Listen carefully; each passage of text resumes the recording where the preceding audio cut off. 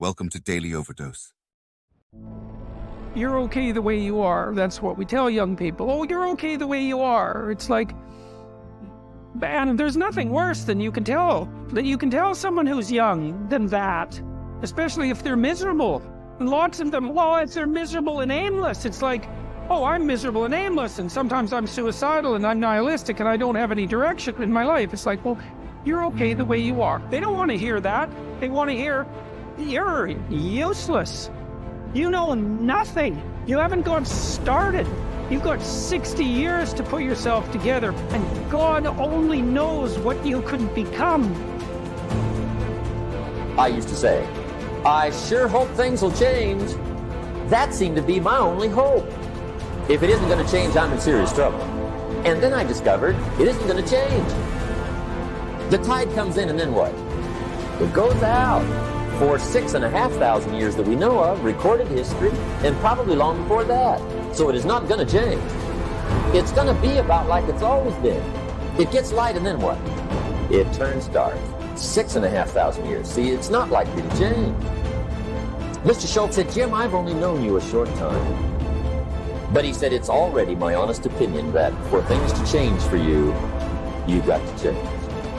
For things to change for you, you've got to change.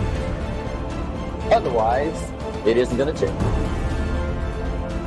Direction determines destination.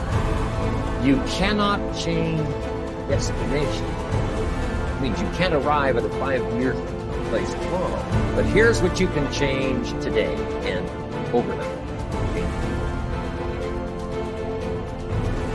When we look out on our lives, you ask the question, what are you going to do? Look at, as you think about this that you know you need to handle, what are you going to do? And then write down 3 strong reasons on why you know you must take action. And be explicit and descriptive in your reasons, because your reasons have power. Your reasons will drive you. When you have doubt, when your faith becomes weak, your reasons will fortify your faith. When you have an inner conversation, say, no, don't do that. Your reasons will become your rod and your staff to comfort you, to take you through those challenging moments. So write down your reasons. And what you will find, that when you decide to act, when you decide to take life on, and let me warn you, it can be painful, it will be uncomfortable, and that's where the growth is. Luck is a word that people usually use to describe things that happen that they don't understand and can't explain. You, like everyone else, have a strong need to make sense of your life and what is going on around you. Psychologists call this a need for a sense of coherence, or an understanding of how things hang together. When this sense of coherence is threatened by things that seem to happen by chance, either positive or negative, we reassert mental order and peace of mind by writing it off to luck of some kind. Once you can say, he or she was just lucky, or I just got a lucky break, it gives you a sense of comfort and security and enables you to stop thinking about how and why a particular thing happened, even though it might have been a remarkable coincidence. Interestingly enough, successful people have a tendency to both feel lucky and to be lucky, and they often attribute their successes to luck. Sometimes successful people say this to avoid the envy attached to high achievement. They claim that they were just lucky so that they appear humble and ordinary in the eyes of others. Unsuccessful people, on the other hand, attribute much of the success of others to their being lucky rather than to their being talented. At the same time, they blame most of their own failures on bad luck, as though the law of cause and effect had somehow been suspended in their cases, thereby making them the unfortunate and undeserving victims of chance. Deep in their hearts, most successful people attribute their achievements to hard work, far beyond the ordinary. They say things like, the harder I work, the luckier I get.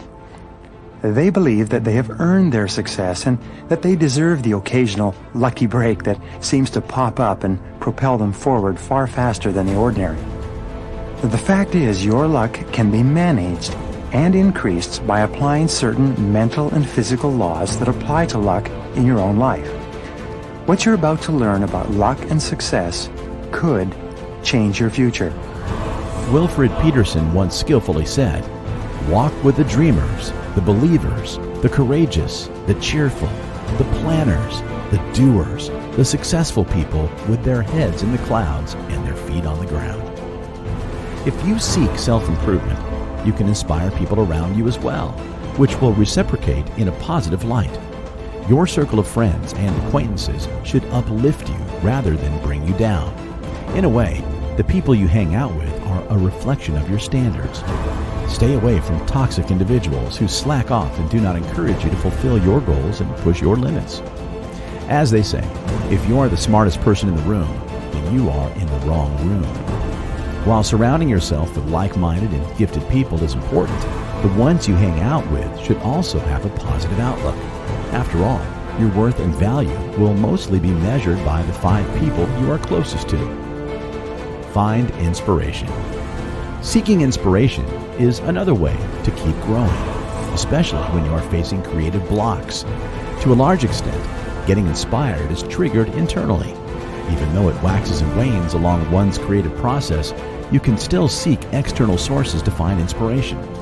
In reality, we all can use inspiration to remain positive and feed our souls.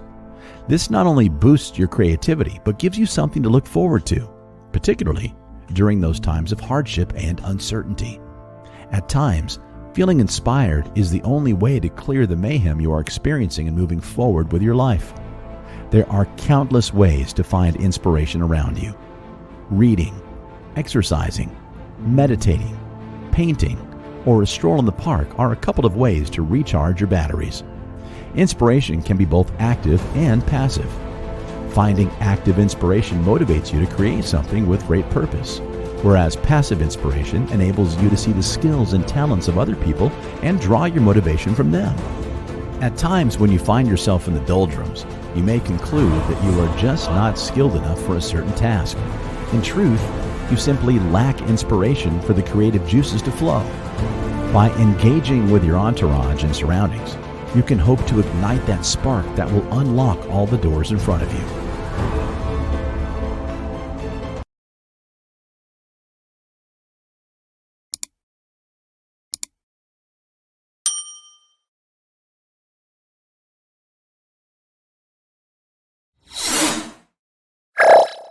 Thank you for watching our videos. Please like and subscribe to our channel so you won't miss another video.